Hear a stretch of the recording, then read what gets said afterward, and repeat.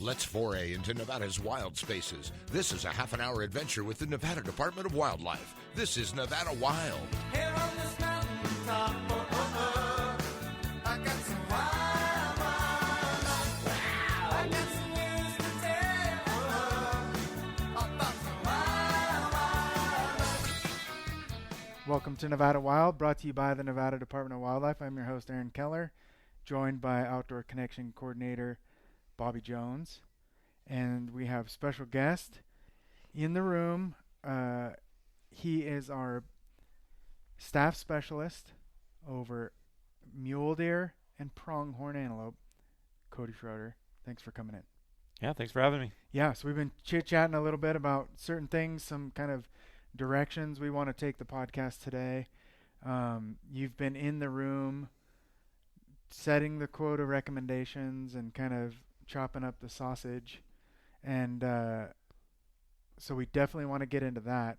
Last night, Cody helped host one of our big game application seminars here in Reno, and I went to that and was kind of getting the questions from the crowd. And so let's start with let's start with mule deer. And then we'll try and do kind of like half and half of the podcast. We'll go half mule deer, half pronghorn, and see where we end up at the end. Let's do it. Yeah, so tell us a little bit about mule deer in the state. I mean, overall, I think things look really good right now. We had a pretty mild winter. Our fawn ratios are kind of coming in like where they have been the past. They're actually above average, the 5-year average, so we did a little bit better on recruitment. Our actual statewide population inched up slightly. I think probably the bigger news is we're carrying like a lot of bucks on the landscape, so our buck ratios are actually higher than they have been in years past. And there's, I think, tremendous potential out there for opportunity and quality across the state, really. So, yeah, just grand view, things are looking good. We're asking for about a 5% increase on our quota recommendations. Of course, those have to go through the Nevada Department of Wildlife Commission to get the final approval. But yeah, we're asking for a slight increase in mule deer tags across the state. That's positive. Yes. So yeah, 34 bucks per 100 does is our state was what we came in at statewide. Of course, that varies by unit, but some of our units are well above our objectives, so we're trying to, provide some more tags and as much opportunity as we can for sportsmen to kind of help drive back towards our management guidelines for those buck ratios. That's exciting because that hasn't always been the case. Yes, so 2022-23, we had the big winter. That's kind of our most recent reference point.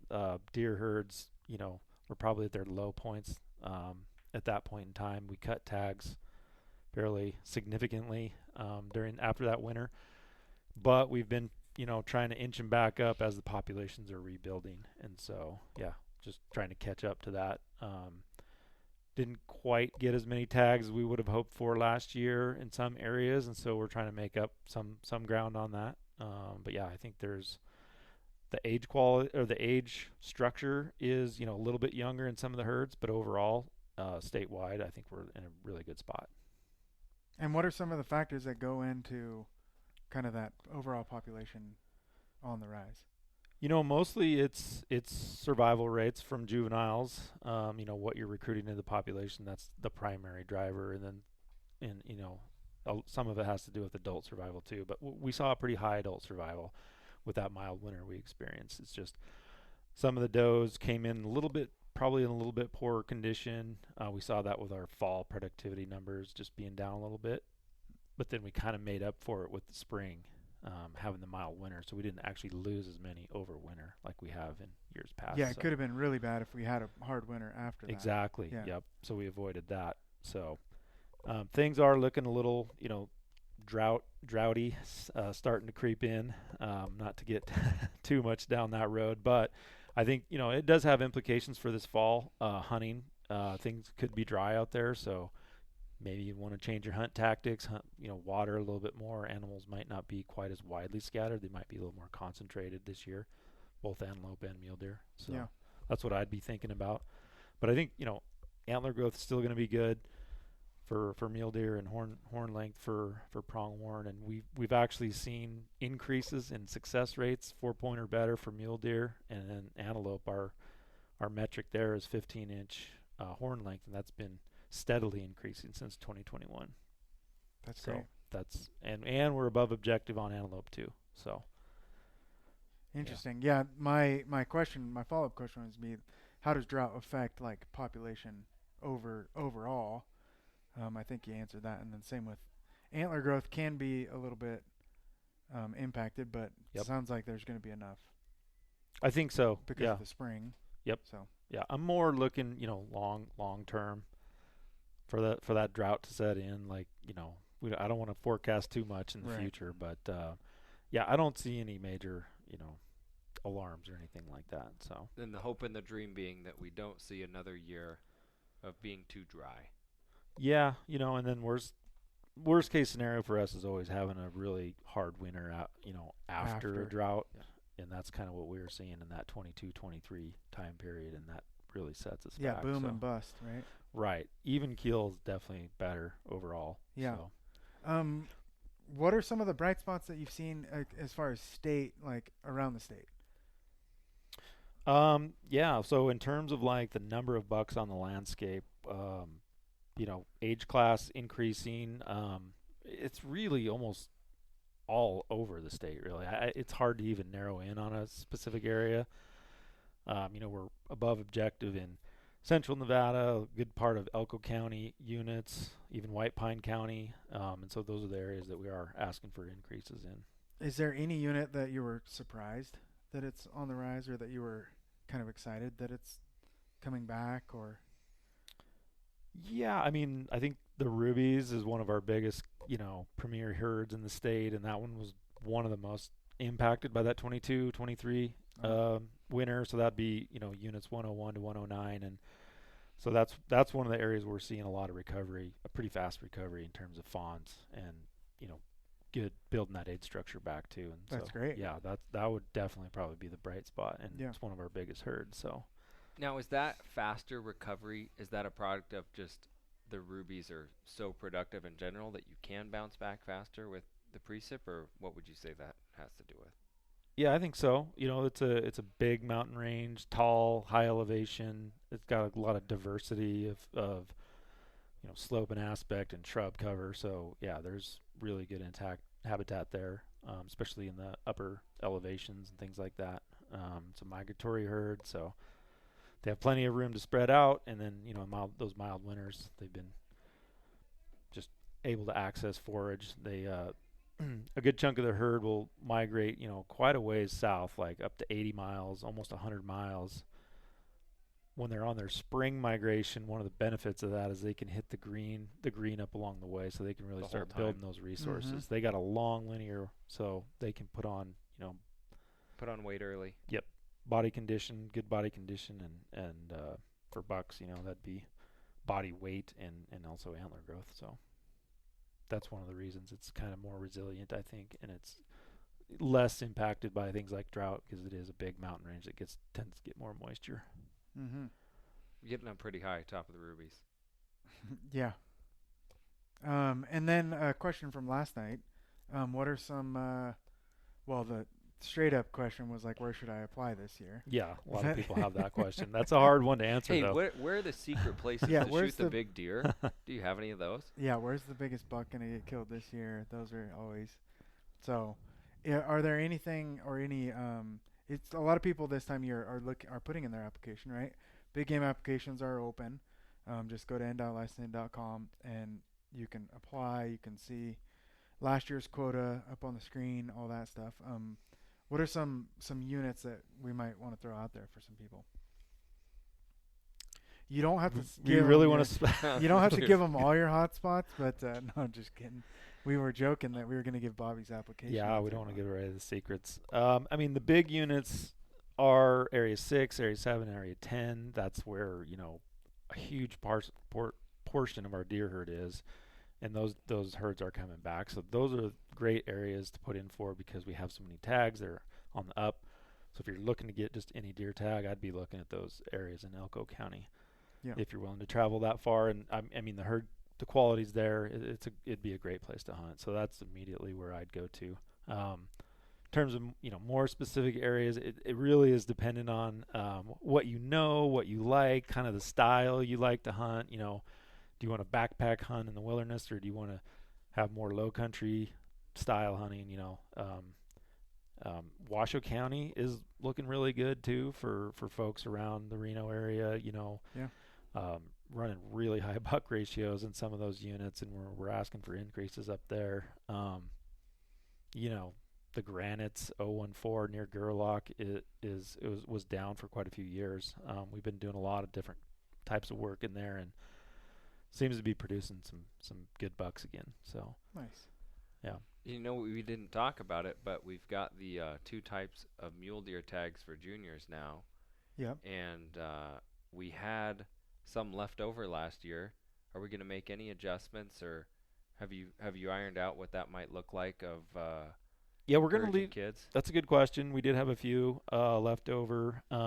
We were kind of directed by the commission to, basically maximize opportunity for junior. That was one of the ways we did it, is offering those primitive weapon tags. And, it was kind of a guess on what would actually get picked up, because we knew that not all kids might be, wanting to hunt with a bow or a muzzleloader. There's some investment there with equipment and, learning how to use them and things like that. So the commission directed us to really not change anything.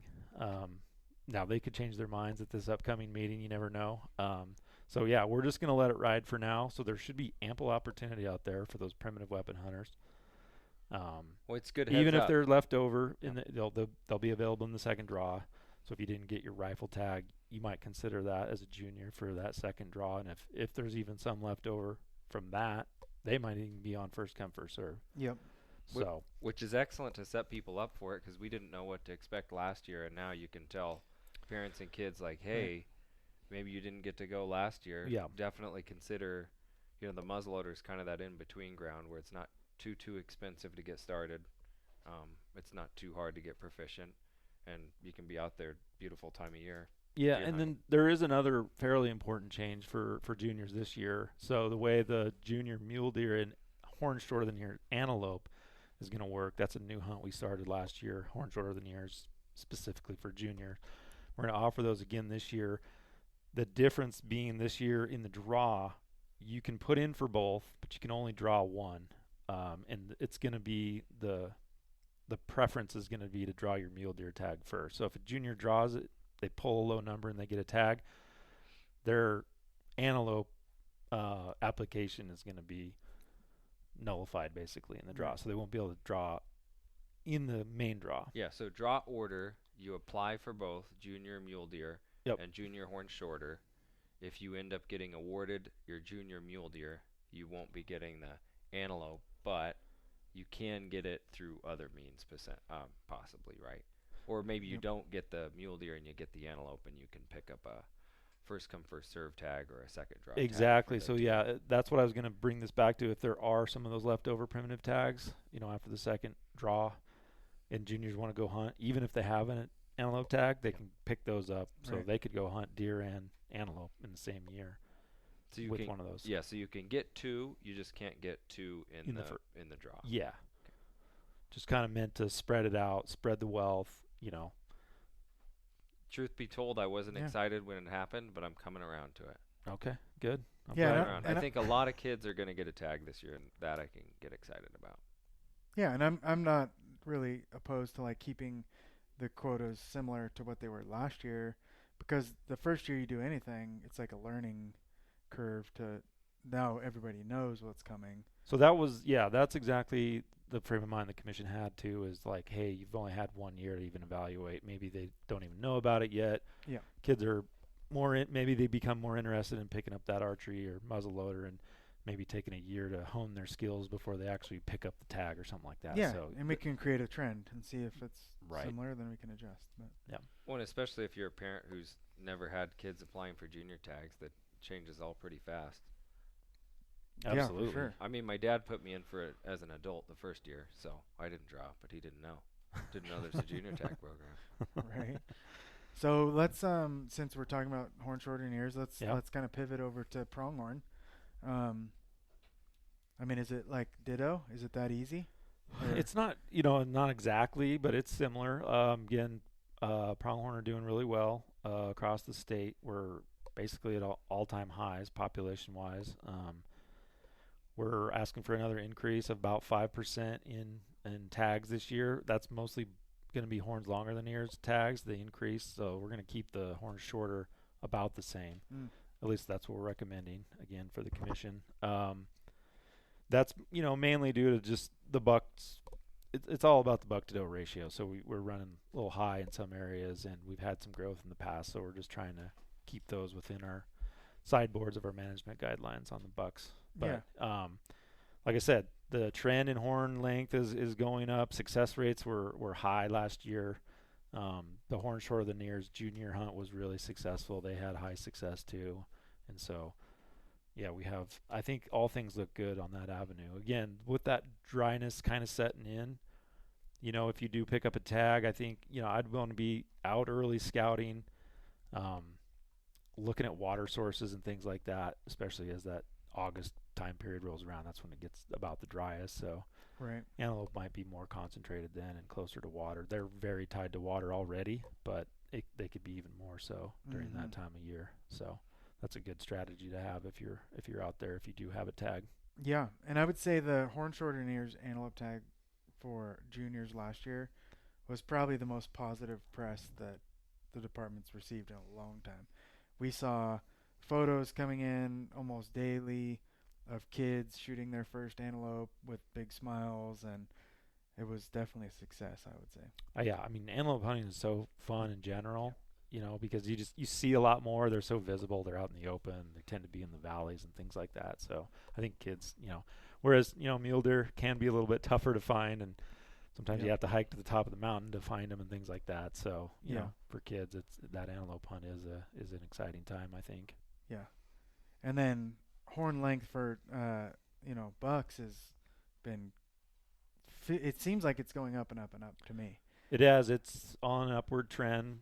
Again, back to 2021. I think we're up about 10% on our statewide, just on the 15-inch or longer. And 15 inches is a very high benchmark, by the way. You can actually, there's 80-inch antelope that make book that aren't even 15 inches on horn length, because that's not the only thing that goes into the score, but that's the metric we use. Right. So that is a fairly lofty metric to meet, but it is going up. So. Yeah, a guy I know killed a giant buck last year, and I think it was like the third biggest killed in the year, and I was like, there's no way that thing's getting beat, but it came in third. So Oh, wow. yeah, so there's some big bucks being killed. They're spread out all over too. Yeah. It's not any certain unit that's like popping off. Yeah, I think that's true. Traditionally that northeast corner 076, 251, even Sheldon used to traditionally kick out like the top end. It's way more spread out now. So yeah, I think there's like gems to be found. See some of those units that have a lot of tags, I would not shy away from them in terms of like quality and stuff like that. Yeah, one thing that you said last night that really stuck out to me is if you do draw an antelope tag, is be patient. A lot of the hunts, or a lot of the guys punch their tag for like at the very beginning of the hunt, and you really need to be patient. And you could find a bigger buck. I think people get excited to kill, and if you let that hunt kind of play out a little bit more, you probably find a bigger buck. I think so. Yeah. Yeah. Our average days hunted on pronghorn antelope is very low. Right. It's like 2 days. Right. Yeah. So You said you were alluding to more good bucks being spread out in different units. What do you think that is? Is it just antelope are using more of different habitat types, or what do you think is just good conditions across the state? we've had so since that hard winter, we've had really good moisture, and even though this last winter was kind of we have deemed it a snow drought because we didn't get the total snowfall, but we had actually above average on precip throughout the year. So we actually got a fair amount of rain in some areas, and they're responding really well to some of the changes, like past habitat changes, fires and stuff like that, especially where we've been really successful in restoration efforts. Bobby, you've been a part of that up in, I think it was the Martin fire that you helped seed after that big fire. Those places are doing really well, and it's the antelope they're just doing really well in some of those habitats, and combined with the moisture and the mild winters, I think is what's driving some of that. But yeah, they're expanding too. We're seeing a lot of movement. We've been collaring a lot of antelope, which is exciting. We translocated 150 last year. I mean, like I said, we're at an all-time high, so we're actually looking for places to expand or augment areas. We got a new augmentation plan this year, so we're probably going to be translocating some more this year. So I'm excited about that prospect. Yeah, sure. Bobby and I were both on that pronghorn capture last year. That was tons of fun. Yeah. Yeah, exciting to be a part of that for sure. Well, and also just on the expanding pieces, I grew up in Winnemucca, and where we were at's not too far away, and that place when I was a kid didn't have antelope, and now there's so many there that we're translocating. Oh, really? I didn't know that. Not many. Yeah. That was like the not antelope land. Yeah, interesting. Yeah, so yeah, we really are seeing expansion in new areas. I mean, they're doing it on their own in some cases, pioneering or just infilling where there was kind of lower densities before. But we can help speed that along where we can. So this upcoming year, I think all of our translocations will be in state somewhere. So we're still working out the details where those areas might be. But yeah, hopefully, and we're building guzzlers too. Like we've been doing a lot of work on improving guzzlers, converting them, rebuilding them, building brand new units specifically for Pronghorn, antelope, yeah. and so that's going to allow us to expand hopefully our populations too, and make them a little more drought resilient too, hopefully. Yeah, I was going to ask, is that, I mean, obviously in the desert, water is one of the limiting factors. Is that that's true for the pioneering herds or the kind of the expansion? That is one of the limiting factors, yeah. If you can have decent habitat, but if you don't have like water availability, that can limit. So that's where the guzzlers and water developments help out. Makes sense. That seemed like a dumb question as soon as I got done saying it. But Well, but what we've seen is in the past is contractions. So these water tables, high water plies and stuff like that used to hold water almost year round. When we were in those drought periods, they dried up. So antelope moved off or contracted their range. We've seen that kind of expand now. yeah. But if we can provide provision water, then we can make it a little more resilient for future droughts and things like that. Yeah, I'm really excited about that. The prospect of antelope, more opportunity, hopefully getting more people out in the field, and then this new junior program I think is really going to get people excited to start antelope hunting. They don't get as much respect of all the big game species. Way underrated. It's just, but it's such a fun hunt. Both bucks and does, really you see them all together when you're out there. Yeah, the hunting's underrated, eating antelope's underrated. They're just, they're the obvious, almost like forgotten one of the big animals. Yeah. Somebody's out there cussing me out right now saying that antelope's the best and don't tell anybody. Yeah. That's okay. It's up there, man. They're fun to see, fun to pursue, taste great, The other kind of cool thing that we're doing right now, we're doing this for mule deer and for antelope, but it's we've got some new solar ear tags, so people might start seeing those, and we've been putting them on antelope, trying to track migration corridors, just get a better handle on habitat use and distribution. So if folks are out there in the field and they see funny looking ear tags on antelope, they have a little GPS collar unit on their ear with a solar panel on it. So we put out, I think, over 75 of those last year, maybe closer to 100 actually. So have you pulled anything off that data yet? Anything interesting? I mean, there are certainly movements that we didn't know about. They are so much more nomadic and span across different hunt units and things like that than we knew. I mean, we suspected that. That's why we wanted to put the marks on to begin with. But yeah, they're utilizing a lot of different habitat types too, kind of seeing them up higher elevations than we'd expect, not just valleys. But and that's a tip too. If you do have an antelope tag in your pocket, don't just, even though antelope traditionally are in valleys and green pastures, don't hesitate to look at the mountaintops if you got one, because I'm not pointing to a specific area, just in general. we're seeing them at tops of mountains these days. Yeah, I remember. I mean, and that's not new. I remember that's not like new, but like 20 years ago seeing antelope going through the PJ, and I was like, what are they doing up there? yeah. I mean, I've seen them in the top of the granites before. I've seen them up on the tops of the Simpson Park mountains and Right. things like that. So those are some of the good areas to hunt, and I wouldn't be afraid to look up instead of just out. Yeah, in the valley. that it's like that and bighorn sheep. When you see them in trees like that, it's just weird. Yeah. Like I don't think of them to be in the junipers like that. Or burns if it's a PJ. Yeah. Fairly steep slope, but it's burned off. They love those old burns. Yeah. They were utilizing that, the new grasses, the forbs that are in there. That's super. Is that the nutritious same one. with chainings? Yeah. Same. Yes. Oh yeah. Definitely. So like White Pine County, Mhm. all those chainings. Phenomenal for antelope for sure. New growth. Antelope. Because they and like the antelope. open. Yeah. They like the openness. Yep. The visual part of it. So they love to be out in the open. So yeah, they use those chainings. And Hot tip. yeah. Thinking about your hunters, right? Is it's a lot of groups. I think they start out and they've ran into antelope before they've even made it to the mountain. They never make it there. Yeah. Shoot one and then that's the trip.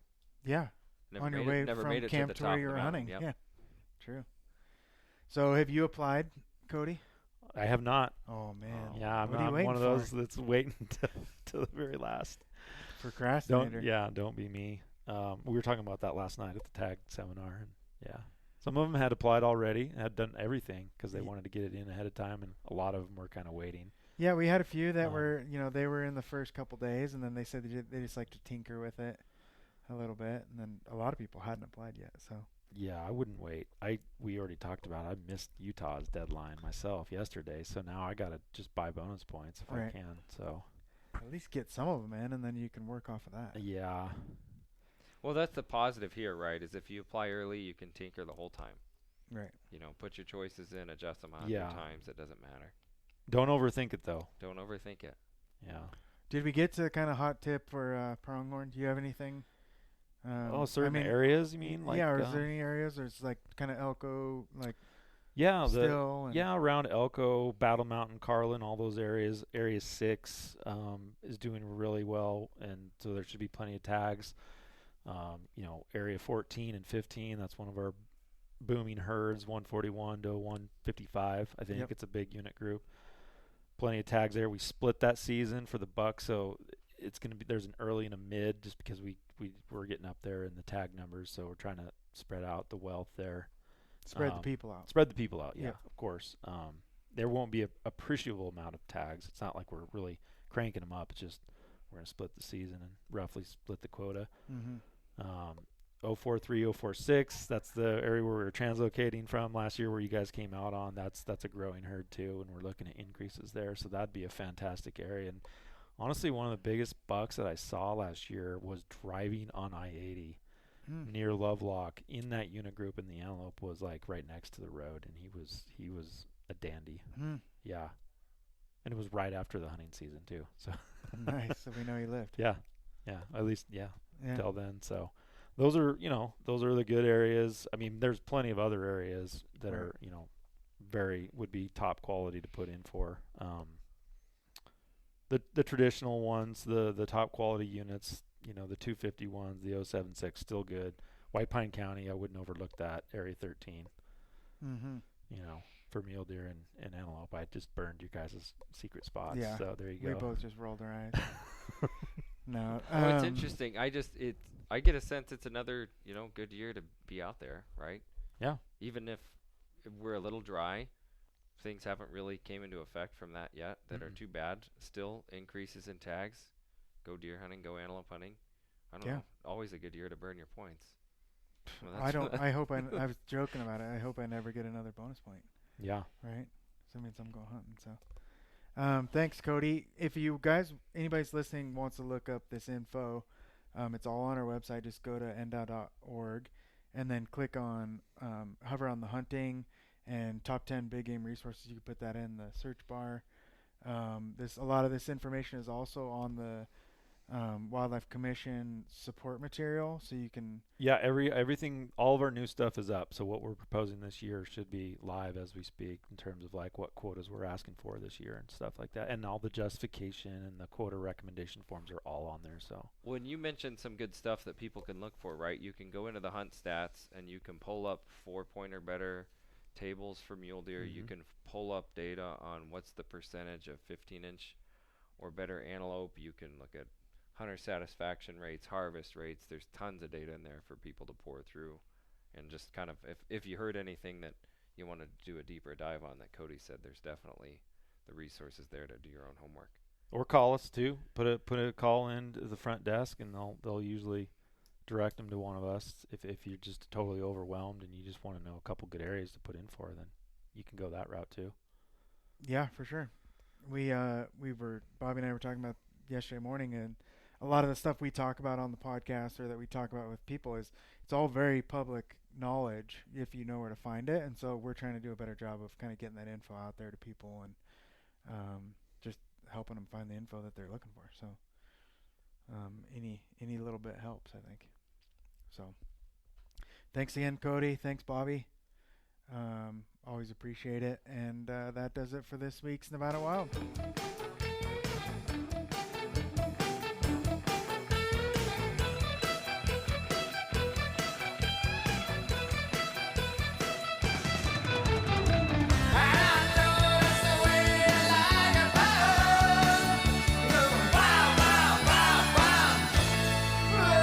Join us again next week for our next adventure, Nevada Wild. It's a production of the Nevada Department of Wildlife.